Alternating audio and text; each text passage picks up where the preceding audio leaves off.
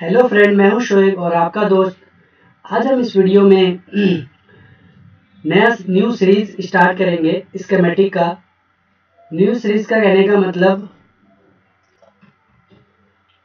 तो मैं कह रहा था कि विन सर्किट से स्टार्ट करेंगे स्कीमेटिक का सीरीज। पार्ट 1 पार्ट 2 के अकॉर्डिंग रहेगा, जिससे क्या है कि हमें स्कीमेटिक का सीक्वेंस पता चले, स्कीमेटिक को रीड करने का तरीका पता चले। क्योंकि मैंने पहले भी एक दो स्कीमेटिक रीड करने का तरीका दिया, लेकिन मैंने उसको सीरीज के अकॉर्डिंग नहीं बनाया, पार्ट 1 पार्ट 2 के अकॉर्डिंग। क्योंकि अगर मैं एक ही वीडियो में पूरी चीज़ बताऊंगा तो नहीं समझ में आता है। तो मैंने इसलिए सोचा कि 15 से 20 मिनट के वीडियो के पार्ट 1 के नाम से, पार्ट 2 के नाम से 20 मिनट का टाइम रहेगा, टाइम पीरियड। उसके अकॉर्डिंग मैं बनाऊंगा, जिससे आपको भी बोरिंग फील ना हो और कुछ सीखने को मिले। ठीक है, तो मैं एक स्कीमेटिक लेता हूं, जो कि मेरे पास एक स्कीमेटिक है जो फेमस है, वही ले लेता हूं मैं, 9104P। ठीक है, सबको पता है 3521 का है। मैंने पहले भी 3521 का ही सीरीज बनाया था, तो मैं दोबारा से इसको स्टार्ट करूंगा। ठीक है, न्यू तरीके से स्टार्ट करूंगा मैं, क्योंकि अगर अब जो वो मैंने बहुत पहले डाला था और अभी मेरे कई सारे न्यू व्यूवर हैं जो कि पुराने वीडियो को नहीं देखते हैं, और ज़्यादा अगर नीचे चला जाता है प्लेलिस्ट में तो कोई वहाँ तक नहीं जाता। अपडेटेड वीडियो को ही लोग देखना पसंद करते हैं। ठीक है ना, तो इसीलिए मैंने अपडेटेड में ही स्टार्ट से करने की सोची है। जो मैं 3521 का ये स्कीमेटिक है, आप सबको पता है 3521 का जो मदरबोर्ड का पार्ट नंबर होता है वो 9104P होता है।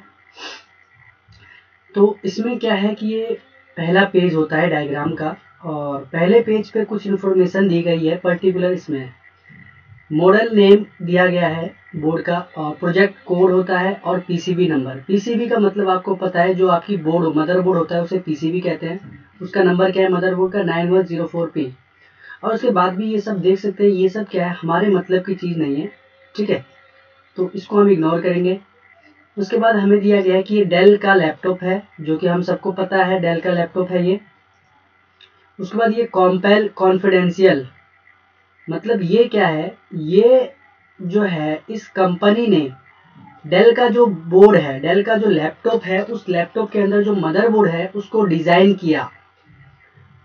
क्योंकि आपको पता है कि अगर कोई इंजीनियर होता है और वो किसी चीज का आविष्कार करता है तो सबसे पहले उसका ड्राइंग बनाता है। ड्राइंग बनाएगा, उसके बाद ही उसको अप्लाई करेगा जो चीज़ वो करना चाहता है। तो ऐसा ही मदरबोर्ड में होता है। मदरबोर्ड बनने से पहले क्या होता है, उसका डायग्राम बनता है, उस बोर्ड का डायग्राम बनता है। डायग्राम जब बन जाता है तो उस डायग्राम के अकॉर्डिंग मदरबोर्ड को तैयार किया जाता है। तो जो ड्राइंग बनाती है, जो ड्राइंग तैयार करती है, वो कंपनी अलग होती है। ठीक है, वो ड्राइंग बनाती है, फिर ड्राइंग किसी और के हाथ में जाता है, वो बोर्ड कोई और बनाता है। ठीक है, वो बोर्ड फिर हमारे जो है मैन्युफैक्चरिंग, जैसे मैन्युफैक्चरिंग नहीं कह सकते हम, जो सेल करते हैं डेल के लैपटॉप, एचपी के लैपटॉप, उनके हाथ में जाता है। ठीक है, ब्रांड मतलब है, डेल एक ब्रांड है। तो डेल के, एचपी में, लेनोवो में, ये सब ब्रांड है, लेकिन ये जो है पर्टिकुलर मदरबोर्ड को डिजाइन नहीं करती। ठीक है ना, मदरबोर्ड को डिजाइन करने वाली कंपनी, जैसे इसमें दिया गया है कॉम्पेल कॉन्फिडेंशियल। तो ऐसे बहुत सारे हैं, सिर्फ कॉम्पेल नहीं है, अलग अलग डायग्राम में, अलग अलग स्कीमेटिक में, अलग अलग लैपटॉप के बोर्ड के डायग्राम अगर निकालोगे आप, तो ये जो कॉम्पेल है इसकी जगह कोई और कंपनी भी मिलेगी, जो कि हमें बताएगा कि इस पर्टिकुलर बोर्ड का जो डायग्राम है इस कंपनी ने डिजाइन किया। लेकिन अभी जो हमारे स्क्रीन पे है उसको डिजाइन करने वाली कंपनी कौन है? कॉम्पेल। ठीक है, ये आपको याद रखना है। सेकेंड नंबर पे क्या है इसके अंदर? Intel chief river IB bridge. तो ये हमारे काम का होता है। आईबी ब्रिज का मतलब होता है थर्ड जनरेशन। ठीक है, मतलब ये जो डायग्राम है ये एक बोर्ड का है 3521 का। वो 3521 किस जनरेशन का बोर्ड है ये भी हमें क्लू मिल जाता है डायग्राम में। तो आईबी ब्रिज का मतलब होता है थर्ड जनरेशन। तो 3521 जो है थर्ड जनरेशन का बोर्ड होता है।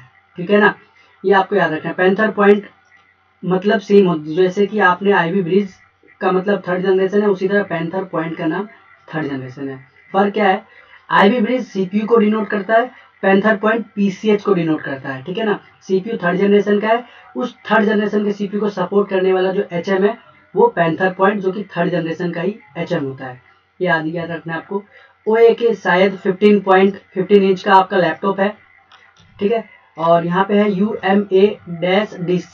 UMA मतलब होता है आपका जो नन ग्राफिक का मदरबोर्ड होता है, जो कि अगर आपने देखा है पूरा बोर्ड होता है, पूरे बोर्ड में ग्राफिक चिप अलग से होती है और ग्राफिक चिप के पास रैम होती है, ठीक है, अलग से वीडियो रैम, जो गेम खेलने के लिए ग्राफिक कार्ड का यूज किया जाता है, उसको कहते हैं डिस्क्रीट, जो कि ये है डिस्क्रीट। और अगर बोर्ड में नहीं लगा अलग से ग्राफिक कार्ड, उसको कहते हैं यूएमए का बोर्ड है। अगर लगा हुआ है तो उसको कहते हैं डिस्क्रीट का बोर्ड है। यूएमए मतलब हो गया आपका unified memory access, discrete DIS का मतलब हो गया डिस्क्रीट, ठीक है। तो याद रखना है, अगर डिस्क्रीट होगा मतलब ग्राफिक होगा तो उसमें AMD का ग्राफिक्स कनेक्ट होगा, जो कि लिखा हुआ है यहाँ पे AMD थाइम्स XT का ग्राफिक्स कनेक्टेड होगा। और पर्टिकुलर इस बोर्ड का जो रिवीजन नंबर है वो 1.0 है, ठीक है ना, 1.0। ये डिजाइन कब हुआ था? 2012 में हुआ था, डायग्राम डिजाइन हुआ था, 2012 के अंदर ये बोर्ड आया होगा, ठीक है। तो इसी तरह और इसमें क्या इन्फॉर्मेशन दी गई है, तो ये हमारे किसी काम की नहीं है, ठीक है ना, ये आपको नहीं समझना है। सेकंड पेज पे हम चलते हैं। तो सेकंड पेज पे आप देख सकते हैं क्या है। सेकंड पेज पे हमारा दिया गया है ब्लॉक डायग्राम, ठीक है। ये हमें कैसे पता चलेगा कि ये ब्लॉक डायग्राम है कि क्या है? तो इसके लिए आपको ना हर पेज के कॉर्नर में, हर पेज के कोने में आपको आके देखना है, एक छोटा सा ब्लॉक होता है, ठीक है, डब्बा बना होता है। इस डब्बे के अंदर आपका लिखा होता है कि उस पेज के ऊपर क्या दिया गया है, ठीक है। तो हम देख सकते हैं इस पे क्या लिखा है, ब्लॉक डायग्राम 9104P, मतलब ये बोर्ड जो है 9104P का, और जो इस पेज के ऊपर बात की जा रही है वो ब्लॉक डायग्राम के ऊपर बात की जा रही है। इस कंपनी इसको जो डिजाइन किया वो कॉम्पेल इलेक्ट्रॉनिक्स ने किया है, ठीक है ना। तो ये इन्फॉर्मेशन आपको हर पेज के ऊपर मिलती है, पेज की टाइटल। तो ब्लॉक डायग्राम का मतलब क्या होता है? ब्लॉक डायग्राम का ये मतलब है कि आपके जैसे कि आप सीधा ये समझ सकते हो कि आपकी पूरी बॉडी मेन पॉइंट, ऐसे कौन कौन से मेन पॉइंट है जो सारी बॉडी वहां जाके कंट्रोल होती है ना। ये चीज आप समझ सकते हो कि जो आपकी बॉडी में बहुत सारे पार्ट्स है, छोटे छोटे पार्ट्स है, बड़े बड़े पार्ट्स है, लेकिन ये सब एक जगह जाके कनेक्टेड है, कहीं कनेक्टेड होते हैं कहीं ना कहीं, ठीक है ना, जो, ठीक है। तो उसी तरीके से ये डायग्राम है कि जो पूरा बोर्ड है, उस बोर्ड में जितने भी पोर्ट्स, कनेक्टर, कंपोनेंट लगे हैं, उनको कौन कंट्रोल करेगा, ये ओवरव्यू दिया जाता है ब्लॉक डायग्राम के अंदर। क्योंकि पूरे ब्लॉक डायग्राम, ठीक है ना, ब्लॉक के अंदर दिया जाता है डायग्राम को। जैसे कि आप देख सकते हैं सीपीयू जो है आपके ग्राफिक्स को कंट्रोल करता है। अलग से अगर ग्राफिक्स लगा होगा, इसको डिस्क्रीट कह सकते हो क्योंकि इसमें लगा हुआ है। और मेमोरी को कंट्रोल करने वाला रैम है, ठीक है ना। तो मेमोरी रैम के ऊपर पूरी पेज के बारे में यहाँ नहीं दिया गया, बस हमें बताया कि अगर आप रैम को पढ़ना चाहते हो तो आप रैम के साथ साथ आपको सीपीयू को भी पढ़ना पड़ेगा, क्यों कि जो रैम है उसको कंट्रोल करने वाला एक भाग आपका सीपीयू भी है, ठीक है। अगर कोई दिक्कत आती है आपके नो डिस्प्ले से या रैम से रिलेटेड, तो आपको सिर्फ रैम तक ही नहीं रहना है, आपको सीपीयू को भी चेक करना पड़ेगा, ठीक है। इसीलिए आपको ये ब्लॉक डायग्राम आपकी हेल्प करता है। उसी तरह आप देख सकते हैं एलवीडीएस कनेक्टर। एलवीडीएस कनेक्टर क्या होता है? एलवीडीएस कनेक्टर होता है आपकी स्क्रीन पे डिस्प्ले आना, जैसे कि आपका लैपटॉप है और आपकी स्क्रीन है, तो लैपटॉप के अंदर बोर्ड है, ये बोर्ड डिस्प्ले का काम करता है और डिस्प्ले आपके स्क्रीन पे देता है केबल के जरिए। अगर आपने केबल नहीं लगाया तो आपके स्क्रीन पे डिस्प्ले नहीं आएगा। तो वो जो केबल आपके बोर्ड पे लगता है, सबसे पहले वो केबल आपके बोर्ड पे लगता है, फिर केबल का दूसरा एंड आपके स्क्रीन पे लगता है, ठीक है ना। तो जो बोर्ड, मदरबोर्ड पे जो केबल लगता है, उस कनेक्टर का नाम, क्योंकि जब तक कनेक्टर नहीं होगा वो केबल कनेक्टर में लगता है ना, तो उस कनेक्टर का नाम होता है एलवीडीएस कनेक्टर। और वो कनेक्टर को जो कंट्रोल करता है वो हमारा पीसीएच करता है, ठीक है। उसी तरह एचडीएमआई, आप सबको पता है एचडीएमआई क्या होता है, इसको भी कंट्रोल हमारा पीसीएच करता है। हार्ड डिस्क और ओडीडी, डीवीडी और हार्ड डिस्क को कंट्रोल करने का काम भी आपका पीसीएच का है, ठीक है। उसी तरह आपका पीसीआई एक्सई, ठीक है, ये क्या है, इथरनेट, जो कि आपका RJ45 का कनेक्टर होता है। और मिनी वीलैन, छोटा वाला ब्लूटूथ का कार्ड देखा होगा आपने, वो यूएसबी के जितने भी माइक वाइक हो गए, कार्ड रीडर हो गया, कैमरा हो गया, ठीक है ना, ये सब कंट्रोल करता है। और आपका क्या है ENE 9012, ये क्या है आपका SIO। आपके बोर्ड में क्या होता है, मोटे मोटे 3 कंट्रोलर होते हैं, एक हो गया आपका CPU, एक हो गया आपका PCH और एक हो गया आपका SIO, ठीक है। ये तीनों मेन फंक्शन करते हैं, सारे बोर्ड को कंट्रोल में रखने का काम इन 3 का होता है, ठीक है ना। तो सीपीयू के साथ, सीपीयू को कौन कंट्रोल कर रहा है, मतलब सीपीयू किस किस चीज को कंट्रोल कर रहा है, आपने देखा ब्लॉक डायग्राम में पीसीएच कितनी चीजों को कंट्रोल कर रहा है, एंड SIO कौन कौन सी चीज़ों का कंट्रोल कर रहा है। तो SIO आपके कीबोर्ड, जितना भी आपका लैपटॉप का कीबोर्ड है, मतलब एक ही होता है कीबोर्ड कनेक्टर, वो कीबोर्ड कनेक्टर के पूरे पिन आपके SIO के अंदर होता है। आप कह सकते हो कि पूरा कनेक्टर SIO कंट्रोल करता है कीबोर्ड का। इसलिए कीबोर्ड में कोई दिक्कत आती है, अगर आपने कीबोर्ड चेंज करा दिया फिर भी दिक्कत आ रही है, कीबोर्ड से कोई दिक्कत, तो लोग क्या करते हैं, SIO को चेंज करते हैं, क्योंकि SIO के अंदर ही पूरा कीबोर्ड का कंट्रोल है। पूरा कीबोर्ड का कंट्रोल SIO में है। अगर कीबोर्ड चेंज करके देखने के बावजूद भी कीबोर्ड से कोई प्रॉब्लम आ रही है तो आपको एक बार SIO को चेंज करना है। क्या पता SIO फॉल्टी है या SIO कीबोर्ड को कंट्रोल नहीं कर पा रहा है कोई दिक्कत के कारण, ठीक है ना। तो SIO को रिप्लेस करते हैं लोग। और टच पैड, जो आप टच पैड चलाते हो इसको कंट्रोल करने वाला भी कौन सा चीज़ है, SIO, ठीक है ना। तो ब्लॉक डायग्राम ये होता है, ठीक है, मोटा मोटा चीज़ आपको बताया जाता है। तो तीसरे पेज पे क्या है, तो आप देख सकते हैं तीसरे पेज पे क्या दिया गया है। तो यहाँ पे ये मदरबोर्ड कुछ इस तरीके का होता है, अगर आपने देखा होगा सिंबल में, यहाँ पे देख सकते हैं आप टाइटल में क्या लिखा है, DB ब्लॉक डायग्राम, ठीक है। आई डोंट नो DB का मतलब क्या होता है, लेकिन हमें समझ में आ रहा है पिक्चर से कि ये बोर्ड का पिक्चर है, ठीक है ना। कि यहाँ पे RTC कनेक्टर होता है USB के साइड में, यहाँ कार्ड रीडर होता है, यहाँ पे आपका LVDS कनेक्टर होता है, यहाँ बैटरी लगती है आपकी, मिनी कार्ड हो गया, ठीक है ना। ये सब आपको हार्ड डिस्क यहाँ लगता है, ODD यहाँ लगता है आपका। तो ये मोटा मोटा ओवर चीज़ है, तो हमें इसमें नहीं पढ़ना। और फिर चौथे नंबर पे आप देखेंगे क्या है, तो ये हमारे किसी मतलब की चीज़ नहीं है अभी, ठीक है ना। अगर आप फ्रेशर है तो इसको आप इग्नोर करें। और फिर नीचे से क्या होता है, आपका सर्किट स्टार्ट हो जाता है। तो सबसे पहले कौन सा सर्किट स्टार्ट होता है स्कीमेटिक में, तो इसका क्लू भी आपको कहाँ मिल जाता है, ब्लॉक डायग्राम में, पहले दूसरे पेज पे। जैसे कि मैंने आपको बता देता हूँ अभी, देखिए सबसे पहला जो सर्किट स्टार्ट होगा वो क्या होगा, तो यहाँ पे लिखा होता है, ये देख लाता हूँ मैं आपको। तो आप देख सकते हैं कि जो पहला पेज से स्टार्ट होगा वो होगा आपका CPU से, क्योंकि इसके अंदर लिखा होता है कि किस पेज पे क्या बातें होने वाली है। पेज नंबर 5 से लेकर 10 तक के बीच में अगर आप कुछ भी देखना चाहते हैं तो वो आपका CPU के बारे में होगा, ठीक है ना। अगर CPU के बारे में आपको पढ़ना है तो आपको कहाँ 5 से स्टार्ट करना है और 10 के लास्ट तक जाना है, जो कि पूरी CPU का इंफॉर्मेशन दिया होगा। मतलब CPU के हर बॉल, CPU में क्या होता है, बॉल होती है, जो पिने निकली होती है CPU की, वो इंटरनली बॉल की तरह काम करती है। या फिर ऑनबोर्ड CPU आपने देखा जो बॉल होता है, तो उस हर एक बॉल की इंफॉर्मेशन दी हुई होती है, या प्रोसेसर की हर पिन का इंफॉर्मेशन दिया है। पेज नंबर 5 से स्टार्ट होगा, 4 से नहीं होगा, 5 से होगा, और 10 के बीच में खत्म हो जाएगा, 10 तक खत्म हो जाएगा।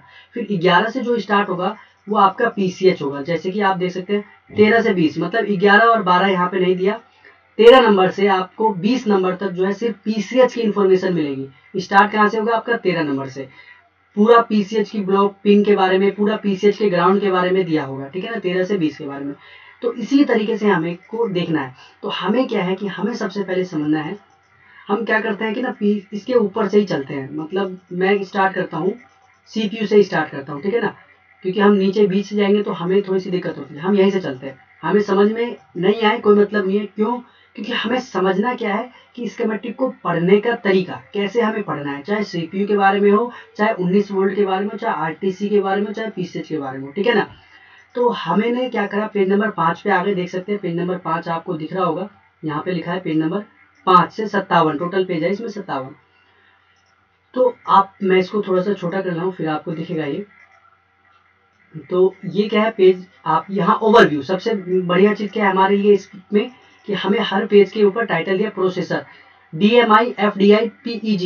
मतलब इस पेज के ऊपर जो बात की जा रही है वो DMI के ऊपर और FDI डायरेक्ट मीडिया इंटरफेस, और FDI फ्रंट डेटा इनपुट हो जाता है, फ्रंट डिस्प्ले इंटरफेस, ये हो जाएगा आपका, ठीक है ना।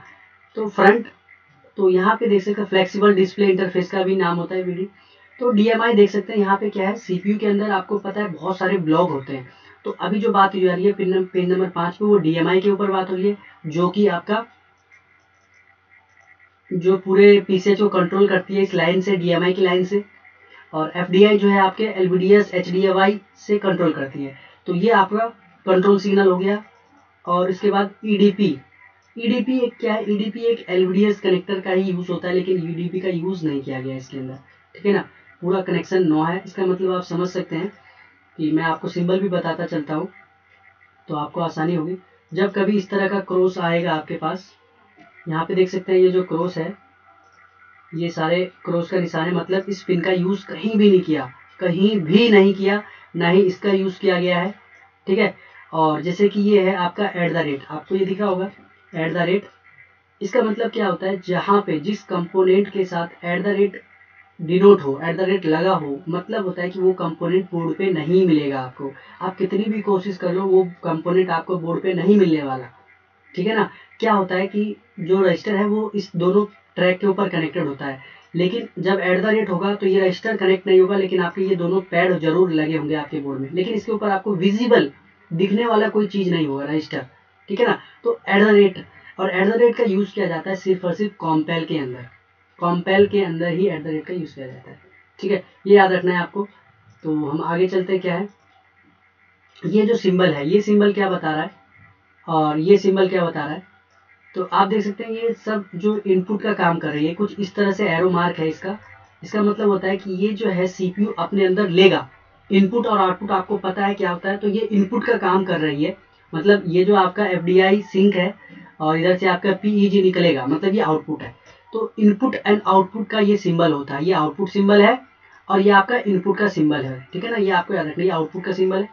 तो उसी तरह से आपको हर पेज के ऊपर इसी तरीके का सिंबल मिलेगा। ठीक है, तो ये तो आपका हो गया। और ये VSS क्या होता है, तो आप सबने देखा होगा ग्राफिक्स, मतलब स्कीमेटिक पर तो बहुत जगह ये VSS आता है। VSS का मतलब है ग्राउंड। ठीक है, CPU जो है ग्राउंड का नाम VSS देता है। क्यों, अगर आप देखोगे, मैं आपको दिखलाऊं, तो मैं आपको दिखला रहा हूँ इसके अंदर कि VSS का मतलब क्या है। देख सकते हैं ये ग्राउंड का सिंबल और ये पूरा ग्राउंड देख सकते हैं, ये पूरा ग्राउंड कनेक्टेड है। सेम उसी तरह इधर भी ग्राउंड कनेक्टेड है ना। तो ये ग्राउंड होता है। ठीक है, और बहुत सारे लोगों को कंफ्यूजन होता है कि ये क्या दिया गया है, तो इसको आपको नेगलेक्ट करना है, इसको ध्यान में नहीं रखना। ठीक है ना। तो ये है आपका ओवरव्यू था। जैसे कि मैं देख लेता हूँ, आपका 16 मिनट का ये वीडियो है, तो 4 मिनट का मैं वीडियो बना के 20 मिनट तक का ही वीडियो रखूंगा। इसको मैं पार्ट 1 के नाम से दूंगा और इसी तरीके से वीडियो आपकी आती रहेगी। ठीक है, इस पेज के ऊपर मैं इसको नेगलेक्ट करता हूँ। और सेकेंड पेज पे अगर मैं देखूँ, मतलब 6 पेज नंबर पे देखूँ मैं, तो 6 पे क्या दिया है, आपको पता है कि 5 से लेकर 10 के बीच में आपको सिर्फ CPU के बारे में बात की जाएगी। और मैं एक बार देख लेता हूँ कि 6 नंबर का जो टाइटल है वो क्या है। तो प्रोसेसर PMHDP क्लॉक, मतलब प्रोसेसर का पावर मैनेजमेंट के बारे में बात की जा रही है, XDP कनेक्टर के बारे में और क्लॉक के बारे में बात किया जाएगा इस पेज के ऊपर, है ना। तो आप देख सकते हैं ये क्या है, JXDP एक कनेक्टर होता है। ठीक है ना, ये CPU का भाग नहीं होता, ये एक कनेक्टर है जो कि ये आपके डेल कंपनी, HP कंपनी के काम में आती है। ठीक है ना, तो JXDP का यूज हमें नहीं करना। और UC2, तो आप यहाँ पे देख सकते हैं कि UC2 के पास में बहुत सारे @ लगे हुए हैं। इसका मतलब है कि आपके इस बोर्ड में यहाँ पे ना ही यहाँ पे कंपोनेंट है, ना ही आपका यहाँ कंपोनेंट है, ना ही यहाँ कंपोनेंट है, ना ही यहाँ पे कंपोनेंट है आपका। तो आपको ये ध्यान रखना होता है कि आप जो सर्किट पढ़ रहे हैं वहाँ पे वो कंपोनेंट मिलेगा या नहीं मिलेगा, क्योंकि यहाँ पे बहुत कंपोनेंट नहीं है और कुछ कंपोनेंट है। जैसे कि आपका ये रजिस्टर है, ये कैपेसिटर है और ये आपका IC है। ठीक है ना, तो ये आपको ध्यान में रखना है, ये RC5 है, तो इसको आपको ध्यान में, नज़र को आपको रखनी है। फिर उसी तरह हम देख लेते हैं इसमें कि जो है आपका ये पावर मैनेजमेंट, जो कि CPU का ही भाग होता है। CPU के अंदर मैंने आपको बोला कि बहुत तरह के ब्लॉक होते हैं, जैसे ये देख सकते हैं डब्बा बना है CPU का, ये मिसलिनियस डब्बा है, ये क्लॉक का डब्बा है, ये रैम का डब्बा है DDR3 मिसलिनियस, ये JTAG का डब्बा है और ये थर्मल का ब्लॉक है इसके अंदर, और ये पावर मैनेजमेंट का ब्लॉक है। तो CPU में इसी तरीके से छोटे छोटे ब्लॉक दिए होते हैं, उस ब्लॉक को अलग अलग सेक्शन से आप डिनोट कर सकते हैं। ठीक है, तो ये हमारा छोटा सा पार्ट 1 था। स्कीमेटिक को हम स्टार्टिंग से ऊपर से पढ़ रहे हैं और पूरा नेक्स्ट 57 पेज नंबर तक लेके जाएंगे। हो सकता है हम दूसरा स्कीमेटिक पार्ट 1 पार्ट 2 के अंदर ऐड कर लें, लेकिन CPU से स्टार्ट किया है तो हम नीचे CPU से ही जाएंगे। ठीक है, तो इस वीडियो को हम यहीं तक रखते हैं, फिर नेक्स्ट पार्ट 1 पार्ट 2 का नाम देंगे। ठीक है, तो आई होप आपको ये वीडियो अच्छा लगे और आप इस सीरीज में जरूर से जरूर आपको इंटरेस्ट हो और इसमें जुड़े। ठीक है, तो इसको जुड़ने के लिए आपको चैनल को सब्सक्राइब करना पड़ेगा, जिससे मेरा नेक्स्ट वीडियो का नोटिफिकेशन सबसे पहले आप तक पहुंचे। ठीक है, तो आई होप अगर आप वीडियो देख रहे हैं तो आपको बेल आइकन को एंड चैनल को सब्सक्राइब जरूर करना है। ठीक है ना, इससे आपका बेनिफिट होने वाला है अगर आप लैपटॉप रिपेयरिंग एक्चुअल में सच में सीखना चाहते हैं तो। ठीक है, प्लीज चैनल को सब्सक्राइब करें एंड वीडियो को लाइक करें। फिर मिलेंगे नेक्स्ट वीडियो में, तब तक के लिए thank you and bye bye.